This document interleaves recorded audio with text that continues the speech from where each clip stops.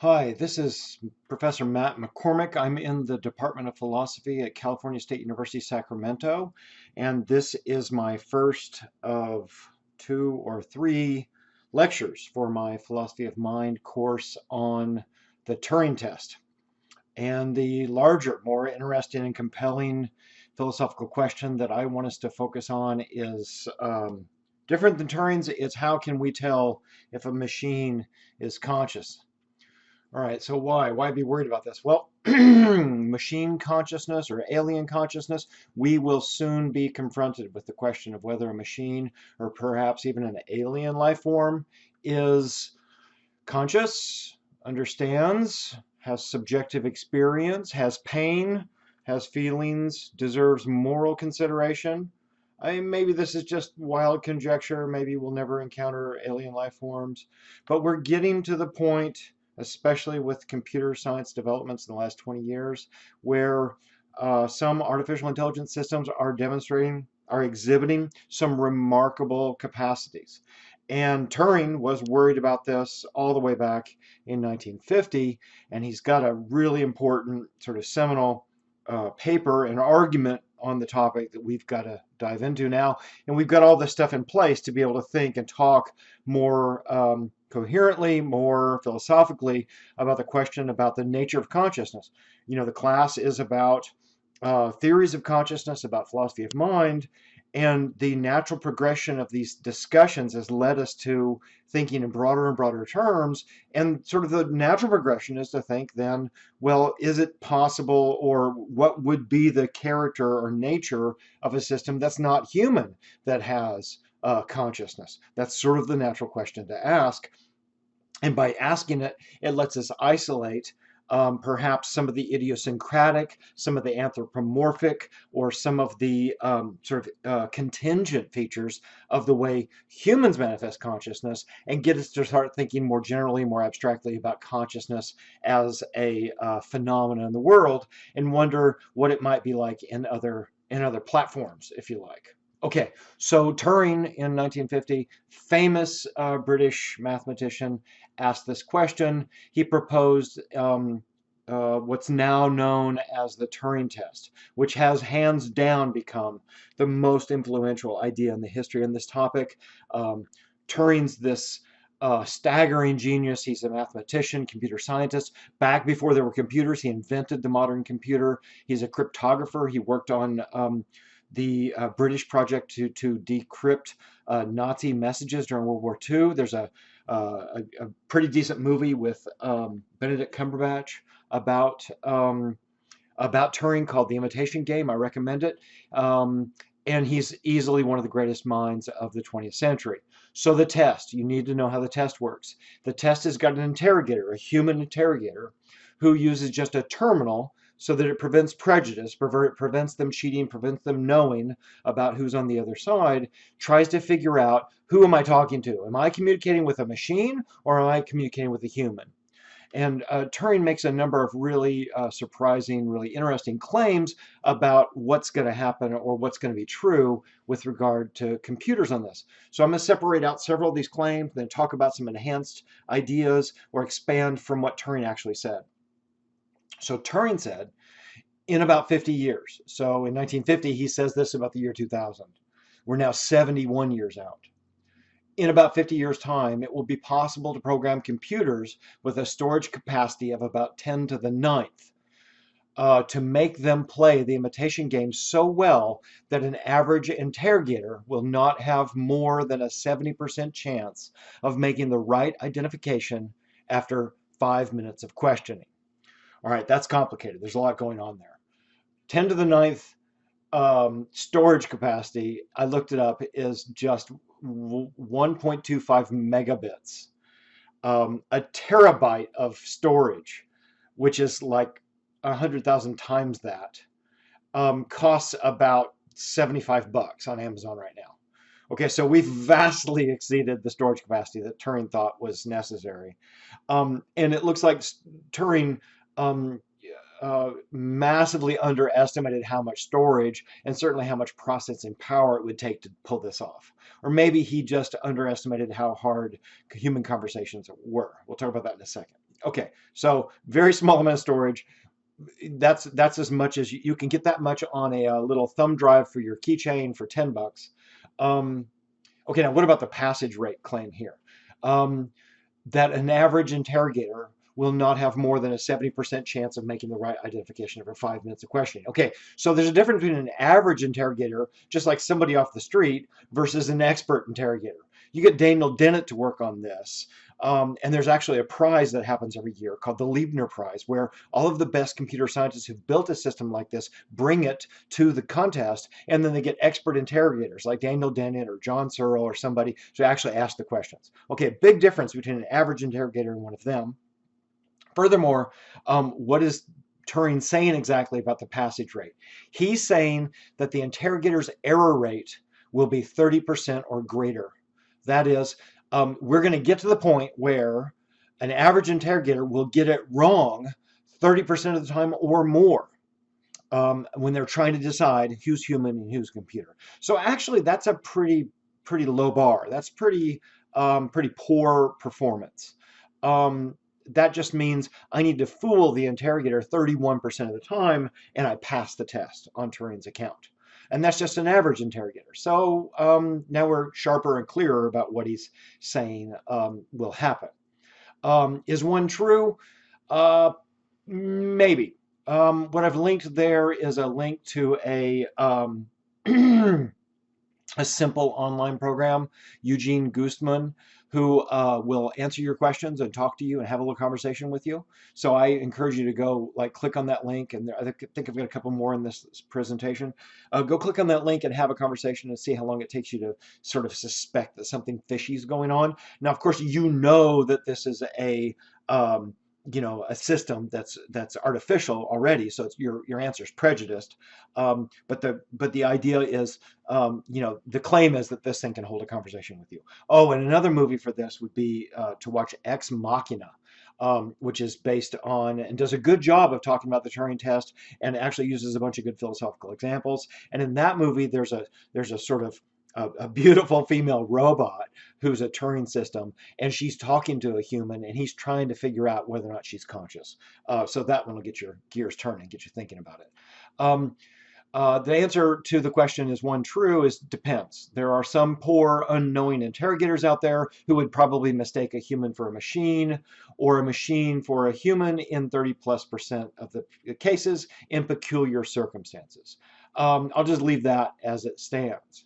But if you know you're trying to figure it out and you are up against the very best Turing system, they are still easily detectable. I think if you knew that that's what you were trying to do and you had some rudimentary ideas about this, you think about it. I want you to think about it this week. Like, what would I ask it? What would I expect from it? What would reveal to me what's going on inside?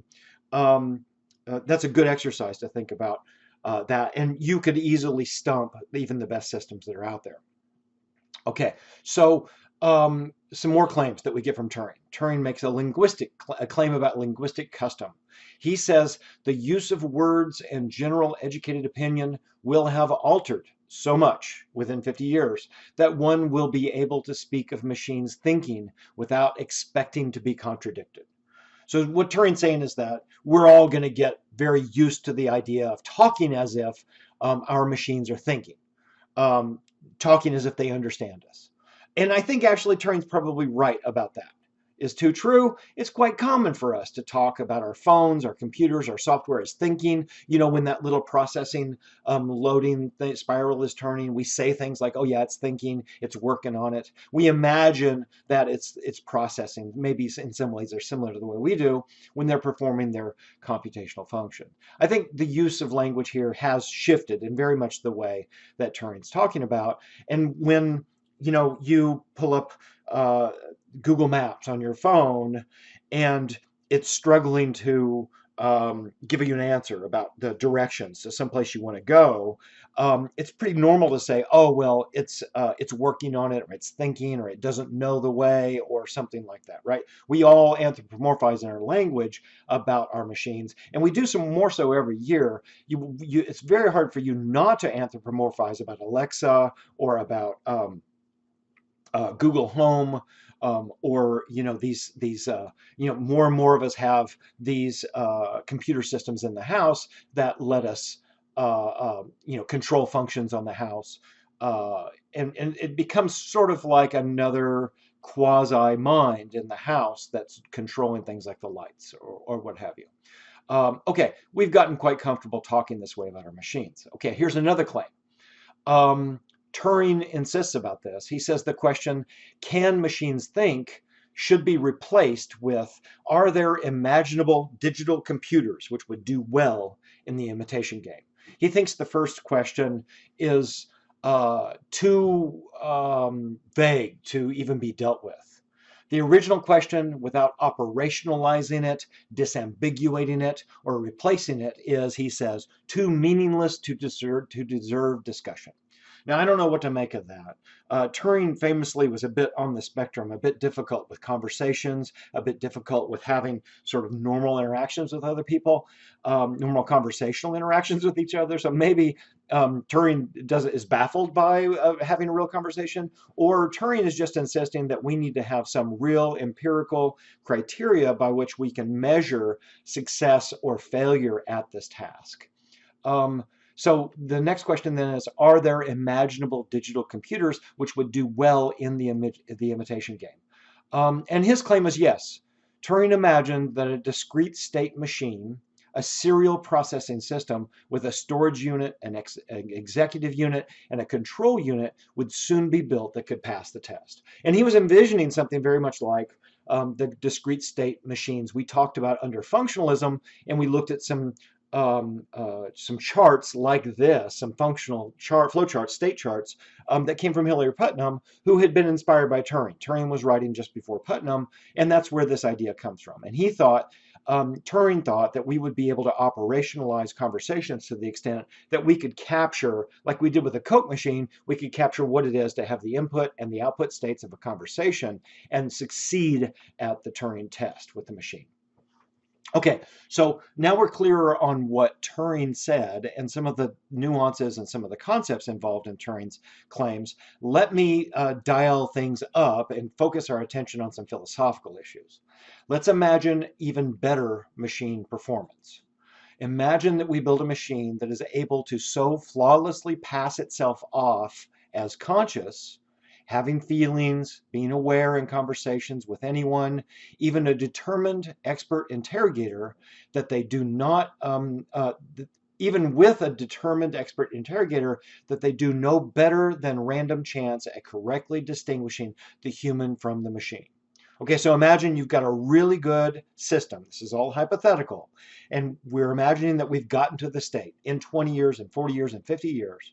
We've now built a system that when you sit down and talk to it, you can't seem to expose it or find any manifest evidence in any of its reactions that give it away as a human, or give it away as a machine.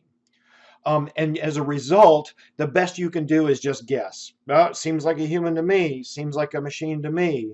And your correct rate or your success rate is no better than flipping a coin. Does no better than flipping a coin, correctly getting the right answer. That means that we've built a really good system, at least for passing itself off conversationally as a human. So I want to imagine that kind of system. That's a better system than the one that Turing described, and I'm going to refer to it as like an enhanced or boosted Turing machine or Turing system for these discussions.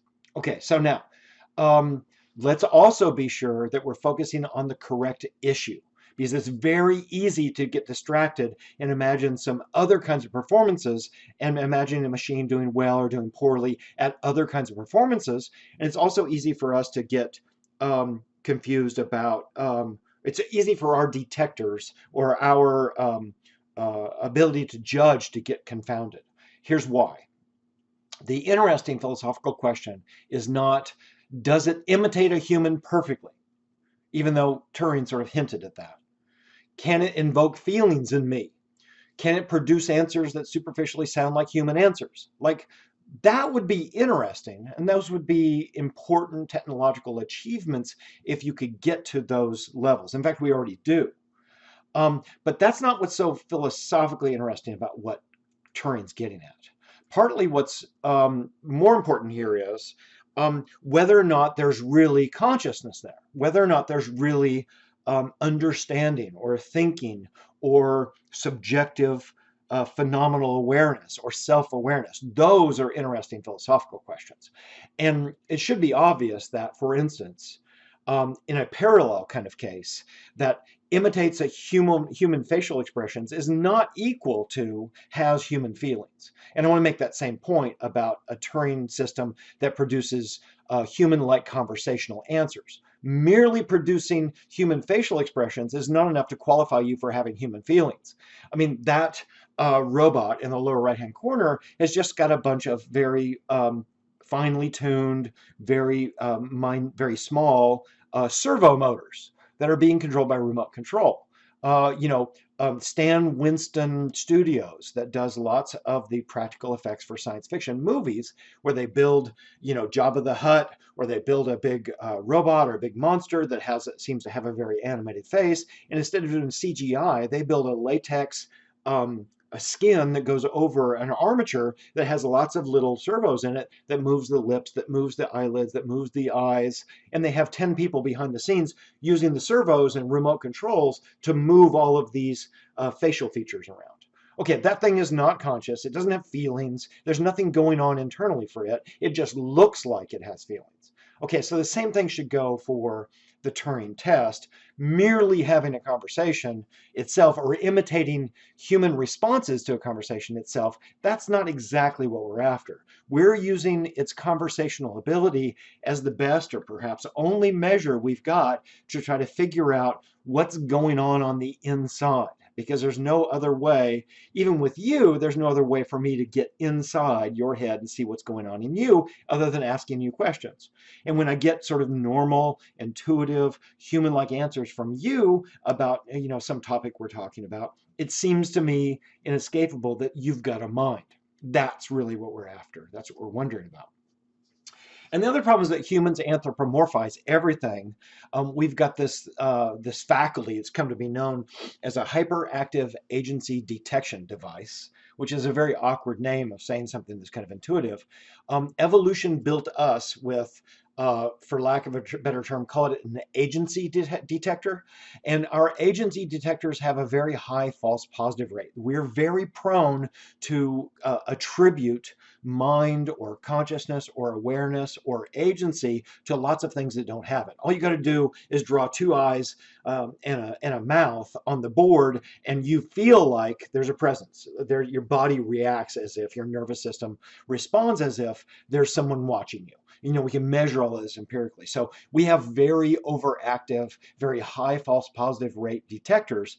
And it turns out that evolution needed to build us with that because making mistakes about that and failing to notice when there's an agent, especially a predator, around, and thinking that it's not a predator, that's a very dangerous mistake. It's better to make the mistake on the high false positive side. So we're sort of poorly equipped by our neurocognitive structure, by our biases. We're poorly built for actually detecting these things accurately in the world. It doesn't take much.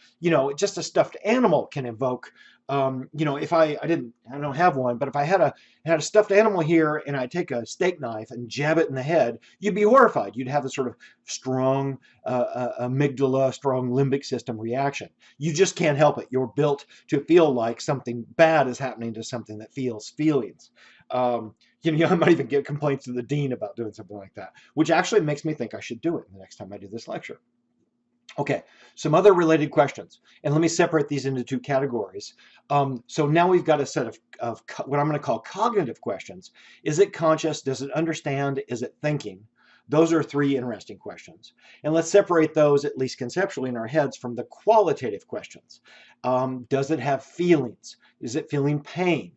Does it have subjective phenomenal perspective? Is there something that it's like it feels like to be in there, to be it?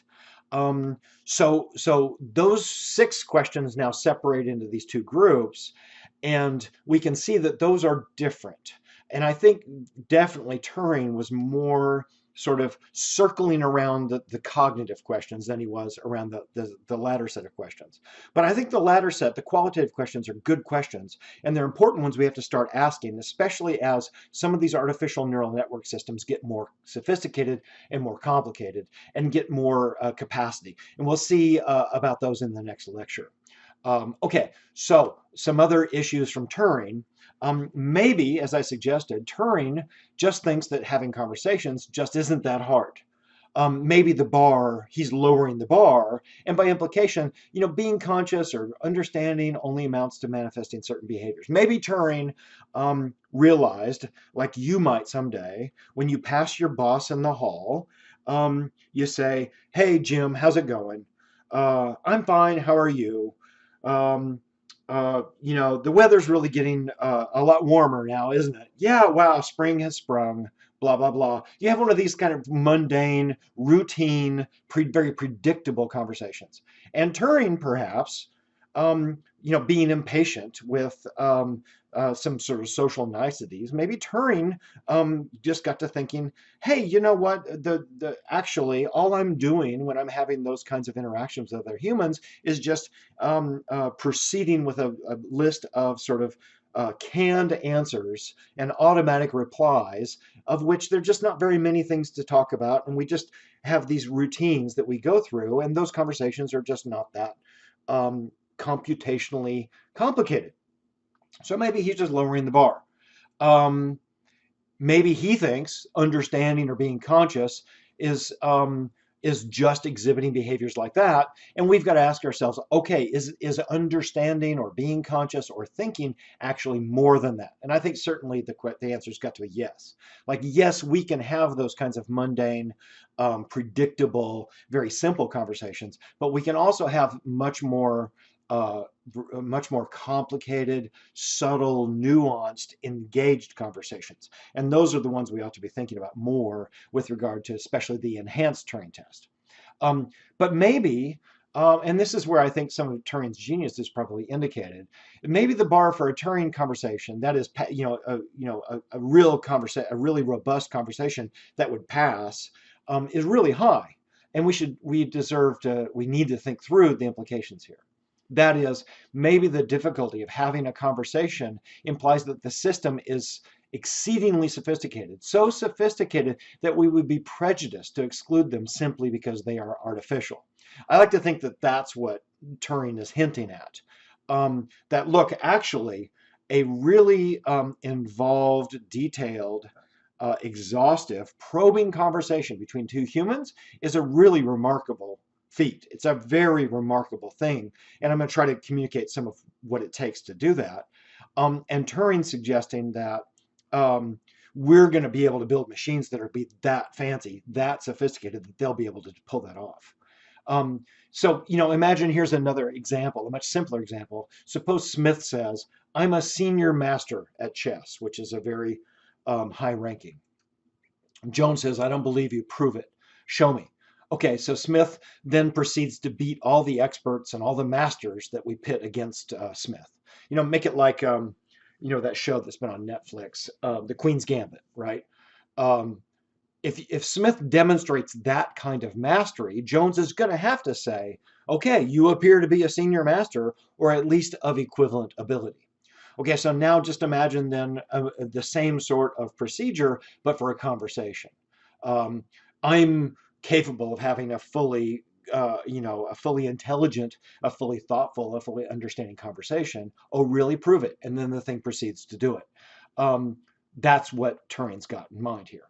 Okay, now if you don't like that, or you should be sort of thinking to yourself, okay, so, well, if it's not easy to just look under the hood and know whether somebody's conscious or know whether they understand or they're thinking, and if the Turing test is sort of the best thing we've got currently as a way to check, the way to find out, if I don't like that, or if something about that doesn't sit right with me, well, what would be better? What's another way, a more robust or a better test for figuring out the answers to some of these questions?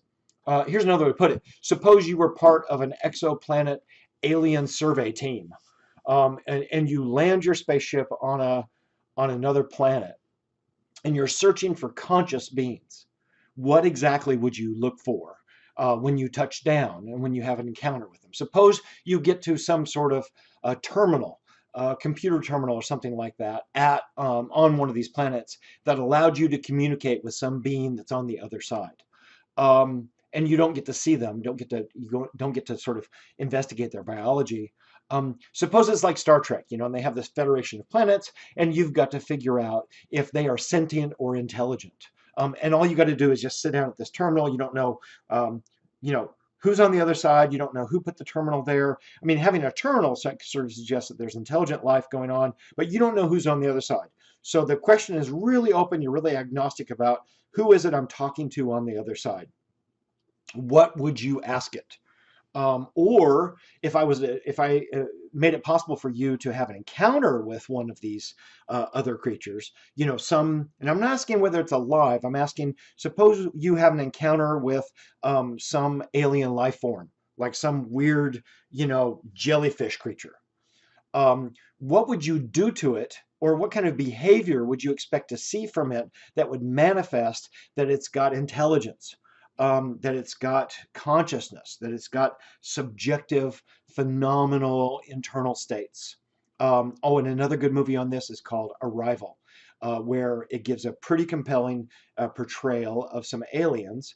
And the hero, the main character of the movie, Rachel McAdams, no, is it Rachel? I think it's Rachel McAdams.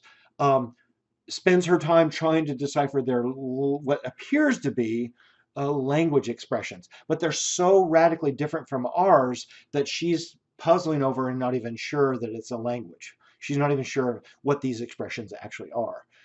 Then that should intrigue you. You should go watch that movie if you haven't seen it. Okay, so to wrap up then my first discussion, introducing and laying out all the sort of basic issues surrounding the Turing test, we've got this in front of us. Turing said that by the year 2000, we would have machines that could fool humans 30% or more of the time at portraying themselves as normal humans in a conversation for 5 minutes with an ordinary interrogator. He was probably right about that, but that's only because it's not very hard to fool people, especially somebody who's unsuspecting. But that bar is really low. I propose that we revise the test. We imagine a machine that can fool all interrogators, including expert interrogators, so that they do no better than random chance, so that they do no better than just guessing, human or machine. And what we're wondering about then is we need to focus on the right issues, not whether or not they're invoking an emotional response in us, or whether they're fooling us, or whether they've just got the right facial expressions. That we don't care about any of those. We're wondering what's going on inside. And we're using a conversation to try to pull the curtain back to figure out what, if anything, is going on in the mind in there, whether there's a mind and what it's like. And we're wondering about the adequacy of a test like Turing's to be able to answer the question, is there a mind there? And what's the nature of that mind there? All right, so more to be said on that in our next lecture.